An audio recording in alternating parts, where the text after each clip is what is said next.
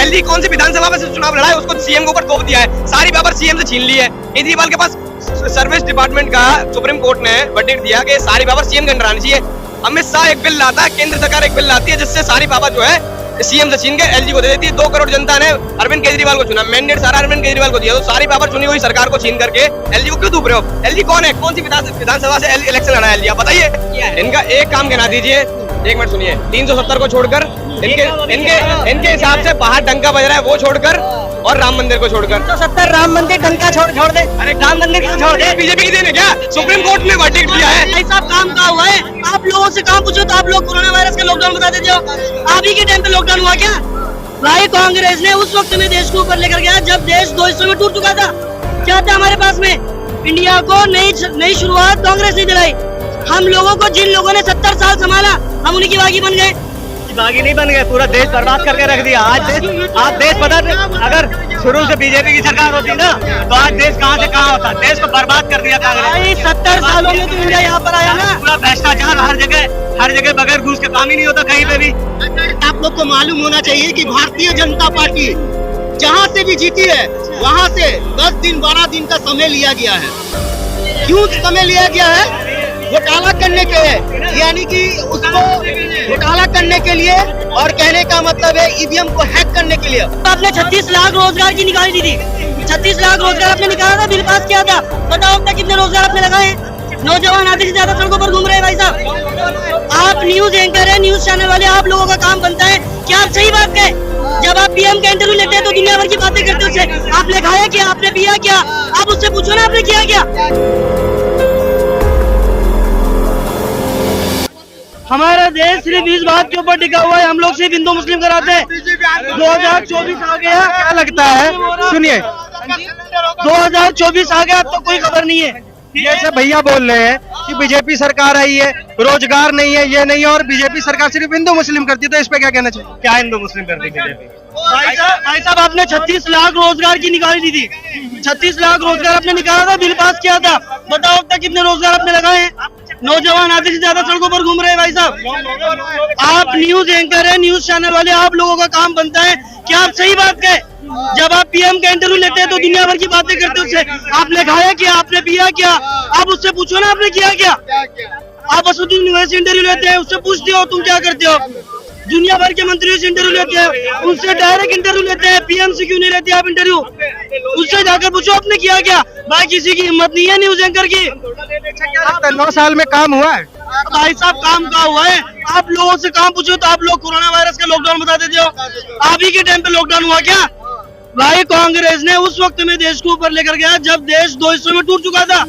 क्या था हमारे पास में? इंडिया को नई शुरुआत कांग्रेस ने दिलाई। हम लोगों को जिन लोगों ने 70 साल संभाला, हम उन्हीं की बागी बन गए। बागी नहीं बन गए, पूरा देश बर्बाद करके रख दिया। आज देश पता, अगर शुरू से बीजेपी की सरकार होती ना तो आज देश कहाँ से कहाँ होता। देश को बर्बाद कर दिया कांग्रेस। 70 सालों में तो इंडिया यहाँ पर आया ना। पूरा भ्रष्टाचार हर जगह बगैर घूस के काम ही नहीं होता कहीं पे भी। आज तो बगैर घूस के काम हो जा रहा है भाई। पुलिस बगैर चालान के लिए छोड़ दिया हमें, तो फिर ज्यादा भ्रष्टाचार बीजेपी में ज्यादा नहीं है, बहुत सुधार है। भाई साहब सच की आवाज ऊपर लेकर जाओ। जनता बेवकूफ नहीं है। जनता बेवकूफ नहीं, तभी हर जगह बीजेपी जीत रही है। अभी तीन स्टेट में फुल बहुमत से जीती है कांग्रेस की। पता है 100 सीटें आई है, 100 के बाद।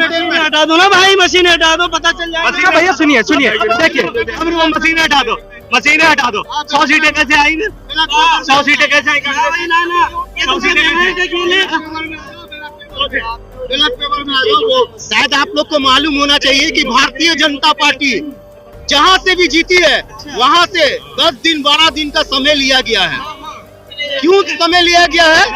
घोटाला करने के लिए, यानी कि उसको घोटाला करने के लिए, और कहने का मतलब है ईवीएम को हैक करने के लिए। और जहाँ से कांग्रेस पार्टी जीता है, देखा गया है कि 3 दिन में कांग्रेस पार्टी को रिजल्ट आया है, ठीक है, और वहाँ से कांग्रेस पार्टी जीती है। तो अगर भारतीय जनता पार्टी को इतना अपने आप पर विश्वास है तो वो 10 दिन 12 दिन 15 दिन का समय क्यों मांगती है?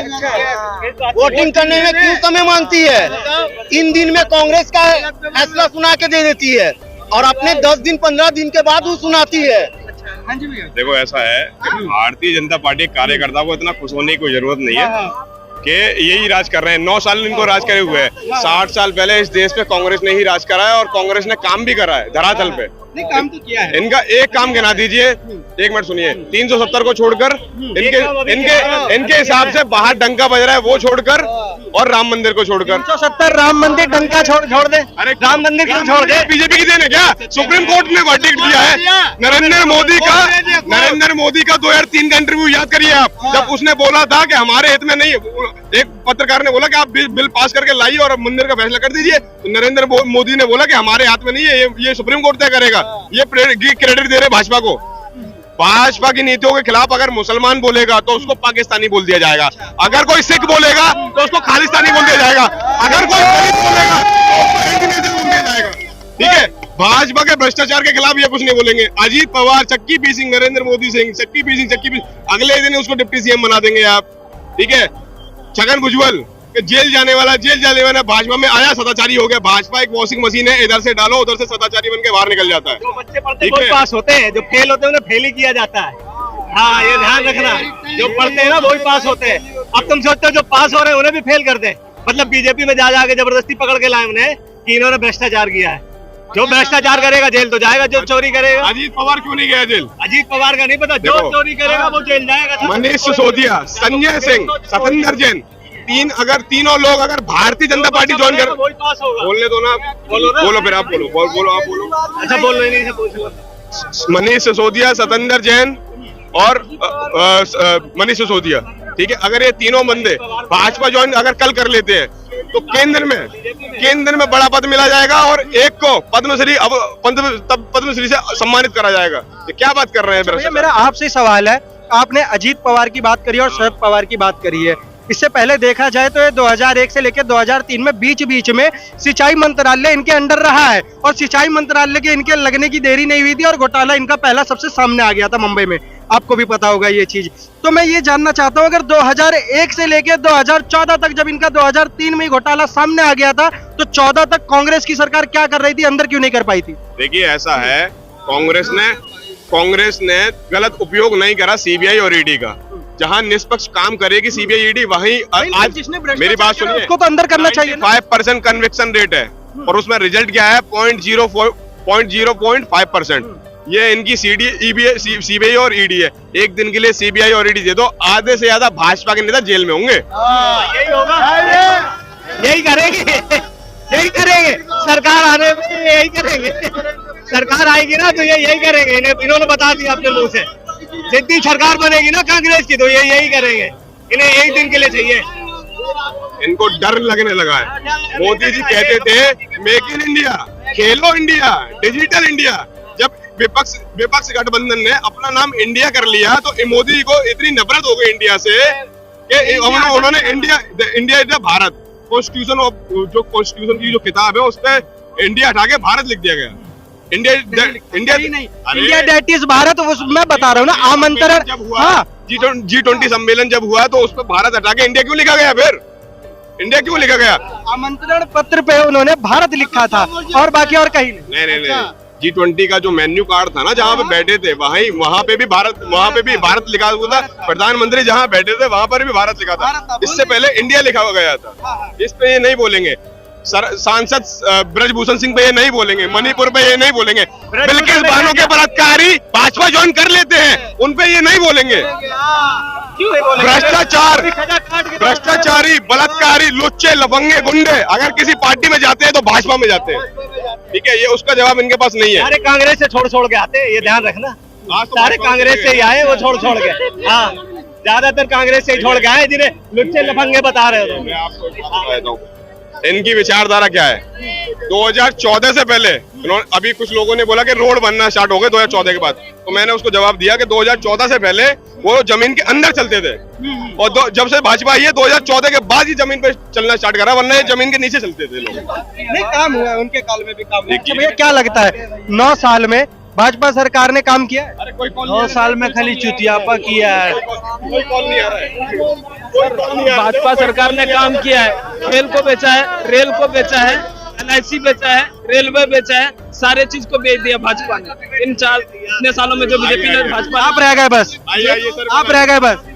हाँ हमें भी भेज दिया है। जब से सर को लाइए आप, कांग्रेस ने राज चलाई थी 70 साल में 55 लाख करोड़ का कर्जा लिया था कांग्रेस ने। अब इन 15 सालों में बीजेपी ने 85,000 लाख करोड़ का कर्जा ले रखा है। गलत डाटा है, गलत डाटा है, रहने दीजिए। आपने गलत बोला है, समझे ना? 2014 से पहले 55,000 करोड़ रुपए का जान के इनके पास ये विश्व बैंक से इन्होंने लोन लिया था और 2023 में जाके ये 1,55,000 करोड़ हो गया। अब एक बार गूगल का हिस्ट्री उठा के देखिए सर, 85 करोड़ रुपए कर्जा ले रखा है बीजेपी सरकार। इस पे जब विपक्ष ने सवाल करा था कि पहले इतना था और अब इतना हो गया है, तो इसी का जवाब, भैया एक मिनट, तब इसी का जवाब देते हुए उन्होंने कहा था पीएम आवास योजना से लेकर शौचालय से लेकर जितना भी चीज दिया जा रहा है, मुफ्त राशन, कोविड में जितनी भी वैक्सीन दी जा रही है, इन सब का पैसा कहाँ से आ रहा है? यहीं से आ रहा है। अच्छा भाई साहब, कौन सी मुफ्त की रेवड़ी बांट रहे हो? ना तो कहीं उन्होंने उसके सरकार में, जहाँ भी उसका सरकार है, दिल्ली को छोड़ के कोई ऐसा स्टेट है जहाँ पे बस फ्री है महिलाओं के लिए, मेडिकल दवाई कुछ भी फ्री है फ्री? इतनी डबल इंजन की सरकार चला रहे हो ना, क्या फ्री है? अच्छा, कुछ भी फ्री नहीं है। एक केजरीवाल को देखो दिल्ली में महिलाओं के लिए कितनी सुविधा दे रहे हैं। आपने कल की न्यूज पढ़ी है? कल की न्यूज पढ़ी है? कल की न्यूज नहीं पढ़ी हुई है। तो कल आपकी जानकारी के हिसाब से मैं बता दूं, जितने भी मोहल्ला क्लिनिक है, सरकारी अस्पताल है, चाहे वो केंद्र के अंडर में आ रहा हो चाहे वो राज्य के अंडर में आ रहा हो, उनमें नकली दवाइयां सप्लाई हो रही है और ये गरीबों से लेके आम जनता के लेके ये नुकसान है। सौरभ एक मिनट में जवाब, अरे मैं जवाब दे रहा हूँ। आपने बोला सही बात, लेकिन पता है क्या है, हेल्थ सेक्रेटरी केंद्र की सरकार अपॉइंट करती है, एलजी अपॉइंट करता है, और हेल्थ मेरी बात मंत्री आम आदमी पार्टी का कैसी बात कर रहे हैं? सुनिए ना, सेक्रेटरी अलग होता है, हेल्थ जो हेल्थ मिनिस्टर होता है वो अलग है। हेल्थ मिनिस्टर सौरभ भारद्वाज ने एलजी के पास एक फाइल भेजी थी कि हेल्थ सेक्रेटरी पर, जिसको आप नॉमिनेट करते हो, थोपते हो हमारे ऊपर, उसके ऊपर जांच करिए, उसके ऊपर करिए कुछ ना कुछ। ये भाजपा षड्यंत्र रचा रही है। अब क्या कर रहे हैं, मेरी बात सुन लीजिए। दिल्ली में अस्पताल अच्छे हो गए, एजुकेशन अच्छा हो गया। अस्पताल जिसने बनाए उसको जेल में डाल दिया, एजुकेशन जिसने दिया उसको जेल में डाल दिया। अडानी के खिलाफ जो बोलता था संजय सिंह, उसको जेल में डाल दिया। जो भाजपा की नीतियों के खिलाफ बोलेगा उसको जेल मिलेगी भैया। आप 2024 के बाद निष्पक्ष पत्रकारिता नहीं कर सकते हो। आपका भी फोटो खींच कर जेल में डाला जाएगा, ध्यान रखना। एक को नहीं बोले, हम तो खुला बोले, चाहे केंद्र से लेके चाहे राज्य के अंडर हो, सभी में हम किसी एक का फेवर लेके भी नहीं बोल रहे। हाँ, नकली दवाइयाँ, एक चीज बोलो, चाहे आप है, चाहे हम है, चाहे हमारे परिवार से, ये जनता के शरीर से मजाक। एलजी कौन सी विधानसभा में चुनाव लड़ा है, उसको सीएम के ऊपर थोप दिया है, सारी पावर सीएम से छीन ली है। केजरीवाल के पास सर्विस डिपार्टमेंट का सुप्रीम कोर्ट ने वर्डिक्ट दिया कि सारी पावर सीएम के अंडर आनी चाहिए। अमित शाह एक बिल लाता है, केंद्र सरकार एक बिल लाती है, जिससे सारी पावर जो है सीएम से छीन के एलजी को दे देती है। 2 करोड़ जनता ने अरविंद केजरीवाल को चुना, मैंडेट सारा अरविंद केजरीवाल को दिया, तो सारी पावर चुनी हुई सरकार को छीन करके एलजी को क्यों थूप रहे हो? एलजी कौन है, कौन सी विधानसभा से इलेक्शन लड़ा है एलजी, आप बताइए। वोट एलजी को नहीं दिए थे, वोट केजरीवाल को दिए थे। अब एलजी को कहाँ ढूंढेंगे जाके?